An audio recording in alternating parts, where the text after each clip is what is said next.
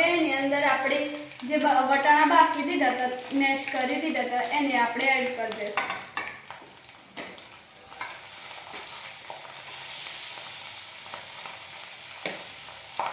તમે ચાહો તો બટાકા પણ સાથે એડ કરી શકો છો, પણ મારે વટાણાનો અલગ માવો કાઢવાનો છે એટલે મેં પહેલા વટાણા વઘારી દીધા.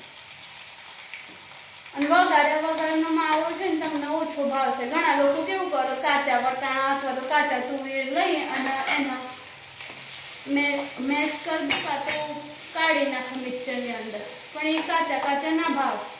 એકવાર આ રીતે તમે ટ્રાય કરશો તો તમને આ રીતે બહુ જ ભાવશે. અને તુવેર કરતા વટાણા છે ને એ આપણા પેટ માટે સારા, હળવા રહે. તમે વટાણાની કચોરી એકવાર ટ્રાય કરજો.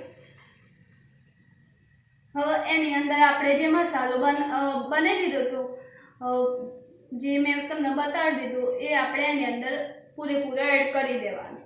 જો તમારે એવું લાગતું હોય કે મરચું ઓછું એડ કરવું છે, મીઠું ઓછું એડ કરવું છે, તો તમે કરી શકો છો. પણ ગરમ મસાલાનું પ્રમાણ તમે વધારે રાખશો, જેથી તમને વધારે ભાવે.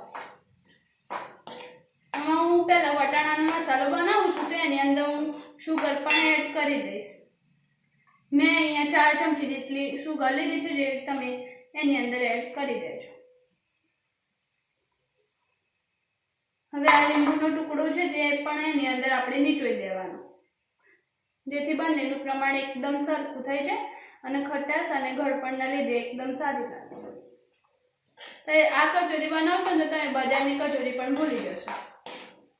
એકવાર મારી રીતથી તમે ટ્રાય કરજો. જો તમને ભાવે તો એ બીજી વાર પણ બનાવી શકો.